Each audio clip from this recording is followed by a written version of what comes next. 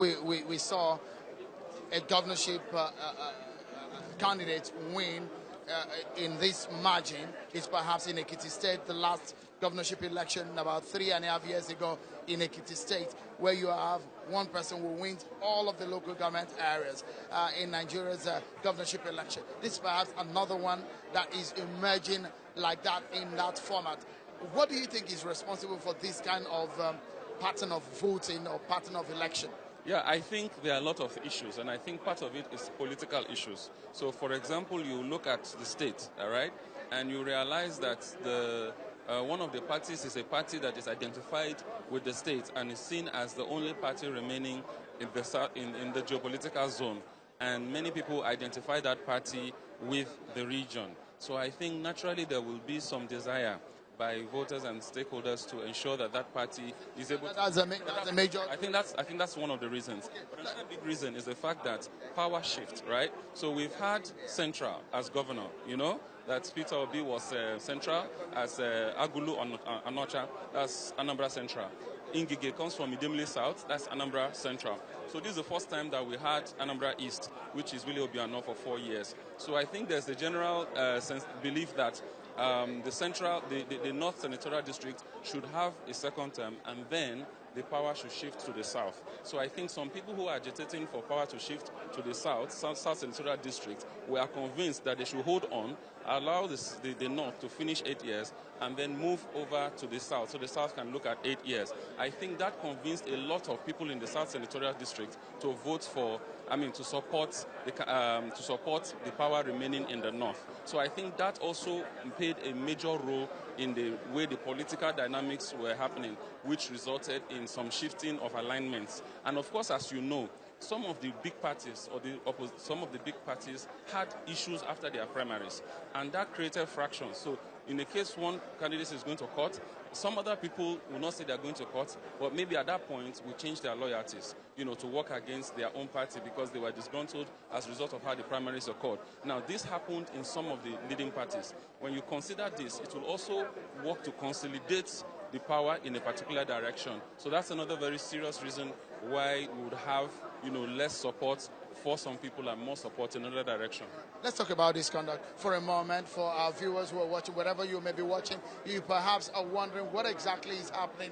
This is, we are approaching the moment, where some people will say the judgment moment, where you will know who wins in the Anambra governorship election 2017.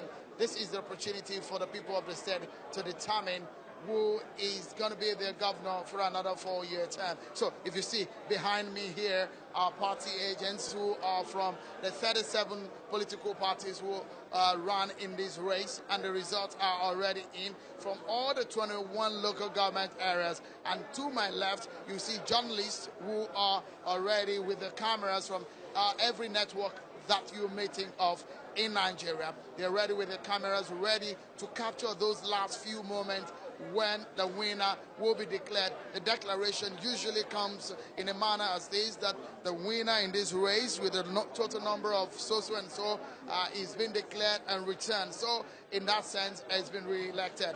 So this is perhaps the kind of language that you will hear from the returning officer, Professor Zana Akagu, the Vice Chancellor of the University of Calabar, who is presiding over the proceedings here today. And so what again you will see are people seated on this part of the room are those who had worked at some moment as officials in this election.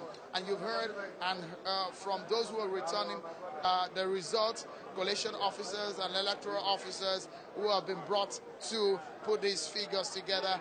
It has not been a very easy one. It's been a tough journey, but so far, all said, and perhaps it's going to be done down to the last minute. I've been talking with an observer in this election. He's the Executive Director of Election Monitor. Let's take a look at Mr. Biodun Ajijola. Let's take a look at the conduct generally. How would you rate INEC in this election of today? Considering their last outing and this very one, what would you say they stand? Where would you say they stand right now? Well, I have to be sincere with you. There are quite a lot of differences between this governorship election and the last one held in Ondo State in 2016 November. I mean, one of the differences is logistics. So, for example, in Ondo State, over 90% of polling units open by 8 o'clock. But what we have here is that we have a number of polling units that did not open on time.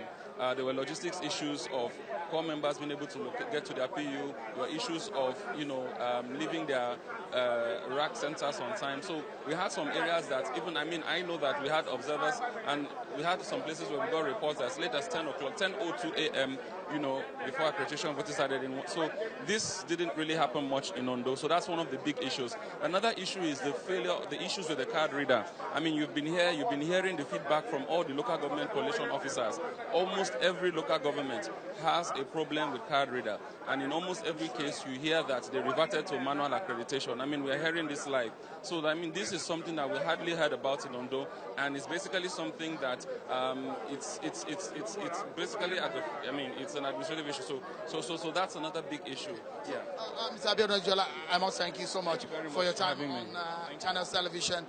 We're waiting for the results and the final result. The man there, and all eyes on him, Professor Zana Akwagu, and we're waiting for him to declare the winner in this race. And when the figures have been put, they have been imputed manually, one after the other. And so when that is done, they will announce the winner. But for a moment, we take a moment on Channels Television, but we'll be back to give you the final moment in the announcement of the winner in the Anambra Governorship election 2017.